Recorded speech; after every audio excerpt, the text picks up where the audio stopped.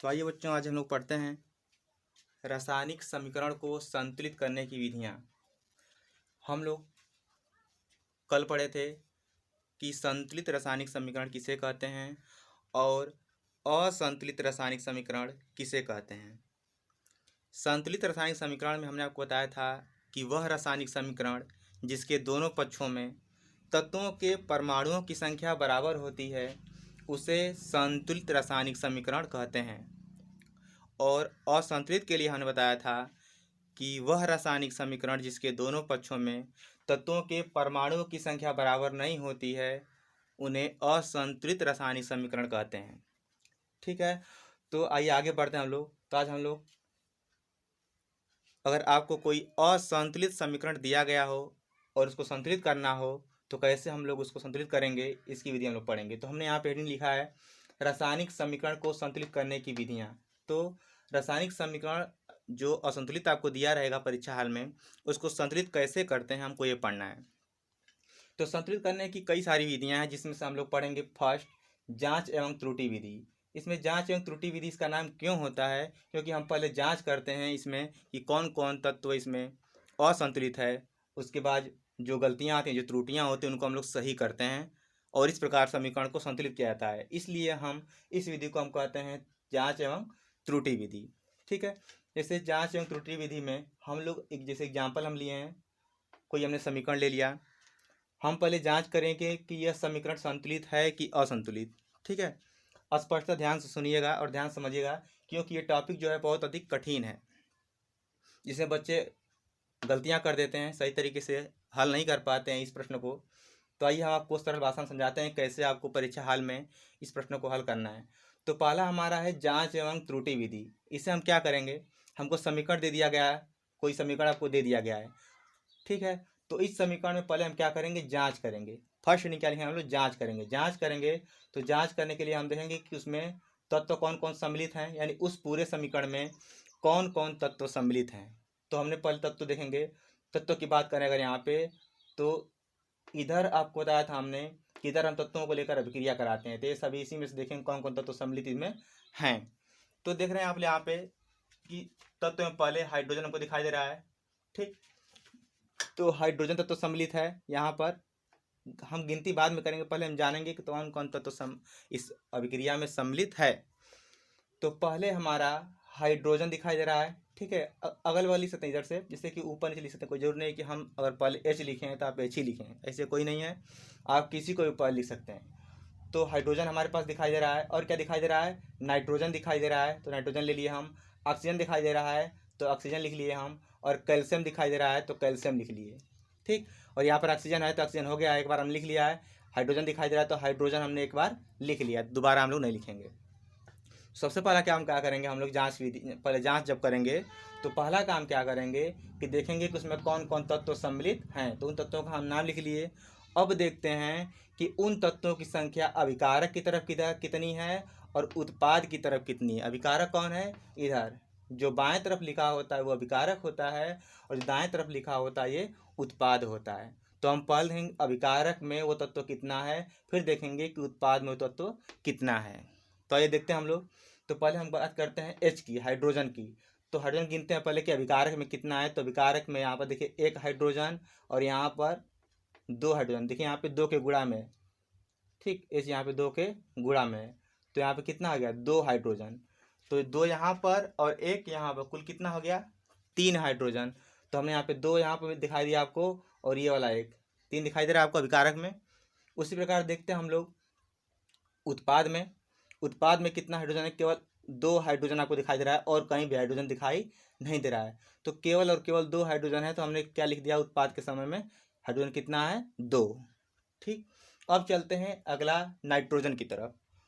तो नाइट्रोजन देखें यहाँ पर, तो जो नाइट्रोजन हमारा है, जो नाइट्रोजन हमारा है, इधर यहाँ पर एक है केवल, और इधर पूरे अभिकारक में देखें तो केवल एक ही नाइट्रोजन है, तो हम यहाँ पे एक नाइट्रोजन लिख दिया विकारक की तरफ। अब यहाँ पे उत्पाद में लिखना है, तो उत्पाद देखते हैं। उत्पाद में देखिए एन के गुणा में कितना है, दो। ठीक, यहाँ पे गुणा में कितना है, दो, तो दो यहाँ पर हो गया, तो हमने यहाँ पे लिख दिया कितना, दो नाइट्रोजन। ठीक, दो नाइट्रोजन हो गया। ऑक्सीजन की बात करते हैं, अब यहाँ पे अगला हमारा है ऑक्सीजन। तो ऑक्सीजन देखते हैं, तो यहाँ पर ऑक्सीजन आपको 3 दिखाई दिया अभिकारक में, तो यहाँ पर 3 लिख दिए। अभिकारक में यहाँ पर 2 के गुणा में ऑक्सीजन है, तो हम यहाँ पर लिख दिए 2। कुल 5 ऑक्सीजन इधर दिखाई दे रहे हैं, 3 और 2 5। इधर देखते हैं तो ऑक्सीजन देखिए 3 के गुणा में है ही, साथ में 3 का फिर गुणा है 2 में, तो 3 ना के 6, यानी ऑक्सीजन कितना है 3 ना के 6। यहाँ पर 3 तो है ही है ऑक्सीजन, लेकिन 3 के साथ यहाँ 2 गुणा में है, तो 3 दुना के 6, 6 यहाँ पर हो गया और 1 यहाँ पे, तो हम लिखे 6 यहाँ पे और 1 यहाँ पे, यानी उत्पाद में टोटल कितना हो गया 7 ऑक्सीजन।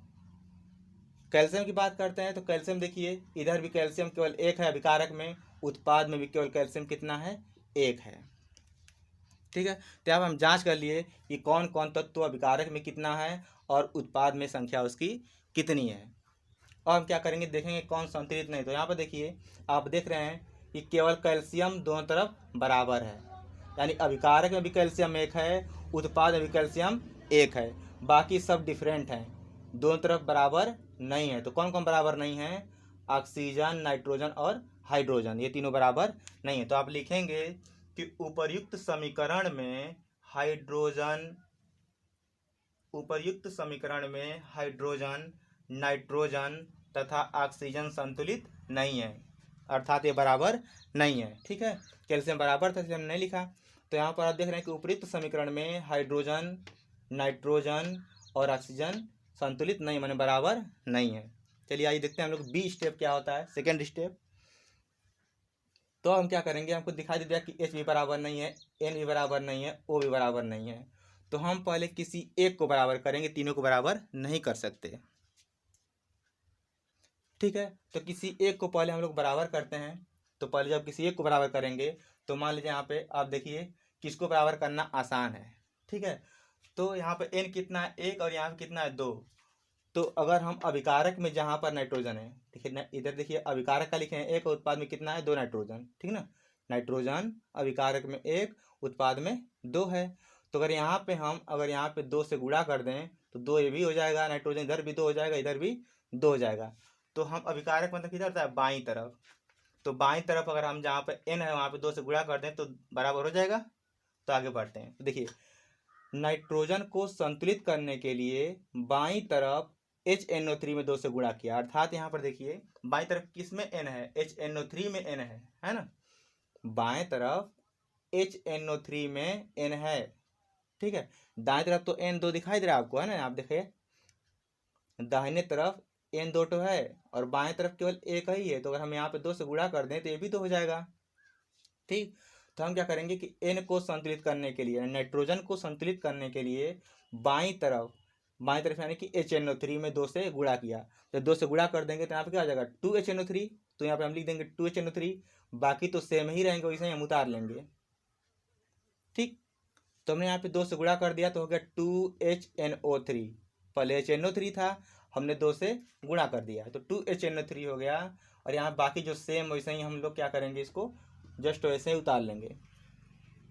चलिए आगे चलते हैं नेक्स्ट स्टेप पे। अगला काम क्या करना है आपको, फिर जांच करेंगे। हमने तो संतुलित किया है N को, फिर जांच करके देखते हैं हम लोग कि कौन कौन संतुलित है और कौन कौन संतुलित नहीं है। तो फिर वही काम करेंगे, जांच लिखेंगे हेडिंग, और फिर देखेंगे तत्व कौन कौन से तत्व हमेशा वही रहेंगे, तत्व तो बीच में कहीं से आएंगे नहीं। ठीक है, तत्व सेम वही रहेंगे हमेशा। तो यहाँ पर हाइड्रोजन, नाइट्रोजन, ऑक्सीजन और कैल्शियम, वो सभी तत्व वैसे ही रहेंगे। अब देखते हैं अभिकारक में कितना है। तो अभिकारक में देखिए तत्व में, अभिकारक में जो हाइड्रोजन है कितना है 2 और 2 4। कैसे, देखिए यहाँ पर 2 है हाइड्रोजन और यहाँ पर 2 है हाइड्रोजन। ठीक है, 2 हाइड्रोजन यहाँ पर, 2 हाइड्रोजन यहाँ पर, कुल कितना हो गया 2 और 2 4। तो हमने यहाँ इसका 2 लिखा यहाँ पे, इसका 2 लिखा यहाँ पे। ठीक है, तो अभिकारक में कुल 4 हाइड्रोजन। और यहाँ बात करते हैं उत्पाद में। तो उत्पाद में केवल आपको दिखाई दे रहा है 2 हाइड्रोजन, यानी पूरा ये क्या उत्पाद है, उत्पाद में केवल 2 हाइड्रोजन है। तो यहाँ पे उत्पाद में लिखेंगे केवल हमने यहाँ पे 2 हाइड्रोजन। नाइट्रोजन की बात करते हैं तो नाइट्रोजन यहाँ पे 2 के गुणा में है। ठीक है, तो नाइट्रोजन कितना हो गया 2 हो गया, तो यहाँ पर हमने 2 लिखा। इधर नाइट्रोजन कितना है 2 के गुणा में, इधर भी है, तो कितना हो गया 2 हो गया। ठीक है, तो यहाँ पे हो गया 2, यानी ये तो बराबर है। ऑक्सीजन की बात करते हैं तो ऑक्सीजन देखिए यहाँ पे 2 और यहाँ 3 के गुणा में, 2 3 6, तो हमने 6 ऑक्सीजन लिखा। और यहाँ पर 2 के गुणा में है तो 2। ठीक, तो ये 2 3 6 यहाँ पर हो गया ऑक्सीजन, और यहाँ पर 2। ठीक, तो कितना आ गया 8 हो गया। इधर देखते हैं तो यहाँ पर 3 गुना के 6, यहाँ पर 6 हो गया उत्पाद में, और यहाँ पर केवल 1 है ना, इसके नीचे गुणा नहीं है तो केवल 1 है, तो यहाँ पर हो गया 1, और इधर 7 है टोटल, इधर कितना है 8 है। कैल्शियम बराबर, तो आपको क्या दिखाई दे रहा है, कैल्शियम बराबर दिखाई दे रहा है और नाइट्रोजन बराबर दिखाई दे रहा है, ठीक है। कैल्शियम बराबर है और नाइट्रोजन बराबर है, क्या बराबर नहीं है, तो देखिए यहाँ पे कैल्शियम बराबर नाइट्रोजन बराबर, हाइड्रोजन और ऑक्सीजन बराबर नहीं, क्यों, क्योंकि हाइड्रोजन बाएं तरफ कितना है 4 है और दाएं तरफ केवल 2 है। नाइट्रोजन बाएं तरफ ये तो बराबर है, ऑक्सीजन देखिए बाएं तरफ 8 है, यानी अभिकारक होता है बाएं तरफ तो 8 है, और उत्पाद यानी कि दाएं तरफ कितना है 7 है, ठीक है। अब देखिए किसको आसान है संतुलित करना, हमने यहाँ पे क्या देखा कि दो संतुलित नहीं है, तो लिखेंगे कि उपर्युक्त समीकरण में हाइड्रोजन तथा ऑक्सीजन संतुलित नहीं है ना, तो हाइड्रोजन और ऑक्सीजन संतुलित नहीं है, बराबर नहीं है दोनों पक्षों में, ठीक है। आगे बढ़ते हैं स्टेप डी, हम क्या करेंगे फिर कि जब दोनों बराबर नहीं है तो इन दोनों को फिर हम क्या करेंगे, बराबर करेंगे, संतुलित करेंगे। तो किसको आसान है बराबर करना, तो यहाँ पे ये कुल कितना है 2 गुना के 4, इधर भी 4, अगर हम 2 से गुणा कर दें यहाँ पर तो उत्पाद अभी क्या जाएगा 4 हो जाएगा, ठीक है। तो 4 इधर पहले सही है बाएं तरफ, दाएं तरफ भी हमको 4 करना है, तो 2 में 2 से गुणा कर दें तो 4 हो जाएगा, ठीक 4 हो जाएगा। तो हम क्या करेंगे यहाँ पे 2 से गुणा करेंगे दाहिने तरफ, और दाहिने तरफ किस में, जहाँ पर H होगा, तो दाहिने तरफ H कहाँ है, H2O में H है, ठीक है, दाहिने तरफ H2O में H है, तो गुणा किस में करेंगे H2O में, ताकि बराबर हो जाए दोनों तरफ का, ठीक है। तो देखते हैं यहाँ पर, तो H को यानी हाइड्रोजन को संतुलित करने के लिए दाएं तरफ यानी कि दाएं तरफ H2O में 2 से गुणा किया, तो हमने H2O में 2 से अब गुणा करेंगे, जब गुणा करेंगे तो पहले जो था वैसे निकाल लेंगे, 2HNO3 था तो 2HNO3 हमने वैसे ही लिखे हैं, CaOH का ट्वाइस था तो CaOH का ट्वाइस लिख दिए, यहाँ पर CaNO3 का ट्वाइस था तो यहाँ पर हमने CaNO3 का ट्वाइस लिख दिया। अब H2O में हमको क्या करना है 2 से गुणा करना है, तो हमने 2 से यहाँ पर H2O में गुणा कर दिया, ठीक है, गुणा कर दिए। फिर हम क्या करेंगे, जब गुणा कर लेते हैं तो फिर हम जांच करेंगे दोबारा कि समीकरण हमारा संतुलित हुआ है या नहीं, तो फिर जांच करेंगे तत्व तो वही रहेंगे हमेशा, तो तत्व हमारा हाइड्रोजन नाइट्रोजन ऑक्सीजन कैल्शियम ऐसे ही लिख देंगे हम। फिर देखेंगे अभिकारक में उनकी संख्या कितनी है, उत्पाद में संख्या कितनी है, तो चलिए देखते हैं अभिकारक में कितनी है। तो अभिकारक में किसको देखेंगे, पहले हम हाइड्रोजन को देखते हैं, तो हाइड्रोजन अभिकारक में 2 आपको यहाँ पर दिखाई दे रहा है और 2 यहाँ पर दिखाई दे रहा है, तो कितना हो गया कुल 4, अभिकारक में हाइड्रोजन कितना है 4। उत्पाद में देखते हैं, तो उत्पाद में हाइड्रोजन कितना है 2 गुना के 4, और कहीं भी नहीं है, केवल 2 गुना के 4, तो यहाँ पर उत्पाद में कितना है 4। अब बात करते हैं नाइट्रोजन की, कि नाइट्रोजन दोनों तरफ कितना है, तो नाइट्रोजन देखिए, नाइट्रोजन यहाँ पर 2 के गुणा में 2 हो गया, और ठीक है 2 यहाँ पे हो गया 2, ठीक है, तो यहाँ पे हमने क्या लिख दिया नाइट्रोजन कितना है 2। यहाँ पर देखते हैं तो नाइट्रोजन कितना है 2 के गुणा में, केवल ये नाइट्रोजन 2 के गुणा में है, तो कितना हो गया 2 हो गया, तो नाइट्रोजन भी कितना है 2 है, उत्पाद में भी 2 हो गया, अभिकारक में भी 2 है ना, इधर अभिकारक इधर उत्पाद है, तो अभिकारक में भी केवल 2 नाइट्रोजन, उत्पाद में भी केवल 2 नाइट्रोजन। ऑक्सीजन की बात करें तो अभिकारक में कितना ऑक्सीजन है, तो 2 तिहाई 6 और यहाँ पर 2 8, तो कुल अभिकारक में 8 ऑक्सीजन। उत्पाद में देखते हैं, तो उत्पाद में देखिए 3 दुना के 6 और यहाँ पर 2 8 है ना, 2 गुणा में ना है, तो 3 दुना के 6 और 2 8, तो यहाँ पर ऑक्सीजन भी कितना हो गया दोनों तरफ 8 हो गया। कैल्शियम इधर भी 1 है, अभिकारक में भी, उत्पाद में कैल्शियम कितना है 1 है। तो इस प्रकार आप देख रहे हैं कि बाएं तरफ और दाएं तरफ यानी कि दोनों पक्षों में तत्व के परमाणु की सभी क्या है बराबर है, इधर 4 इधर भी 4 इधर भी 4 है, इधर भी 2 है इधर भी 2 है, इधर भी 8 है इधर भी 8 है, इधर 1 भी इधर भी 1 है।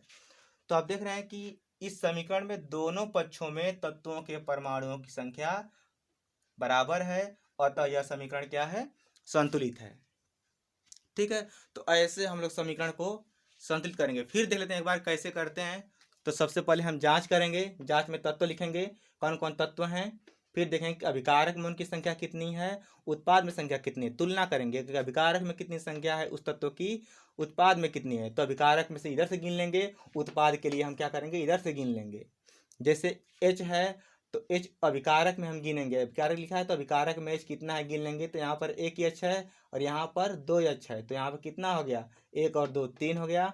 इधर देखेंगे एच कितना, तो केवल दो है, तो यहाँ पे हम लिख दिए दो। फिर हम क्या करेंगे, जब सबको लिख लेंगे तो फिर देखेंगे कौन कौन बराबर है और कौन कौन नहीं है। तो हमको दिखाई दिया यहाँ पर कि उपरोक्त समीकरण में, यानी इस समीकरण में हाइड्रोजन, नाइट्रोजन तथा ऑक्सीजन संतुलित नहीं है। ठीक है, संतुलित नहीं है तो हमको बराबर करना है, संतुलित करना है, इसीलिए हम लोग पढ़ रहे हैं इस विधि को। ठीक है, तो हम फिर क्या करेंगे कि जो संतुलित नहीं तो उसमें से जिसको आसान होगा संतुलित करना, केवल उसी को हम पहले संतुलित करेंगे, सभी को साथ नहीं कर सकते, केवल एक को हम पहले संतुलित करेंगे। तो हमने पहले यहाँ पर क्या किया, नाइट्रोजन को पहले संतुलित किया। तो नाइट्रोजन को संतुलित करने के लिए बाईं तरफ HNO3 में 2 से गुणा किया। तो हमने यहाँ पर HNO3 में 2 से गुणा नहीं था, लेकिन यहाँ पर हमने क्या किया, 2 से गुणा कर दिया। ठीक है, तो अब देखिए यहाँ पर तो N कितना है, 2 इधर है 2 के गुणा में, और यहाँ पर Bn कितना है, 2 है। ठीक है, बराबर हो गया। तो ठीक वही प्रक्रिया बार बार अपनाते चलेंगे और लास्ट में हम हरदम जांच करते चलेंगे। जब दोनों तत्वों के परमाणु संख्या बराबर हो जाएगी दोनों तरफ, तब वहाँ पर हमारा समीकरण क्या हो जाएगा, संतुलित हो जाएगा। ठीक है, अगर दिक्कत हुई थोड़ा सा, अभी अगर दिक्कत हुई होगी आप लोगों को तो कमेंट में लिख देंगे कि आप क्या दिक्कत है। अगर बहुत तेज चल रहे होंगे तो उसको भी हम स्लो कर देंगे। समझ में आ रहा होगा अगर आपको, तो चैनल को सब्सक्राइब कर दीजिएगा ताकि आपको जो भी हम वीडियो अपलोड करें तुरंत उसका नोटिफिकेशन मिल जाए। आवाज़ की थोड़ी प्रॉब्लम है क्योंकि व्यवस्था हमारे पास सही ना होने के कारण, वैसे ही हम पढ़ा रहे हैं, तो वॉइस की थोड़ी सी समस्या आपको आएगी, लेकिन स्पष्ट समझ में आएगा। अगर थोड़ी सी दिक्कत हुई तो आप फिर दोबारा उसको आप काफ़ी पेन लेकर आप इसको नोट करते रहिएगा, नोट्स बनाते रहिएगा अच्छा सा, क्योंकि नोट्स जो भी हम बनवा रहे हैं आपको परीक्षा में, इस लेसन से जो भी हम नोट्स बनाएंगे, नोट्स के बाहर से कुछ भी नहीं आने वाला है। ठीक है, नोट्स बनाते रहिएगा, अच्छी तरीके से समझते रहिएगा। कुछ सवाल आपको लिख दे रहे हैं हम यहाँ पे बोर्ड पे, उसको हल करिएगा आप लोग। ऊपर 2 प्रश्न दिए हैं, इसको आप हल करिएगा। 2 प्रश्न आपको हम दे रहे हैं, इन दोनों प्रश्नों को हल करिएगा और हल करके उसका स्क्रीनशॉट लेकर या फिर उसका फ़ोटो खींचकर हमारे व्हाट्सएप पर सेंड करिएगा, ताकि हम जानें कैसे आप सही किए हैं कि नहीं किए हैं। ठीक है, ओके।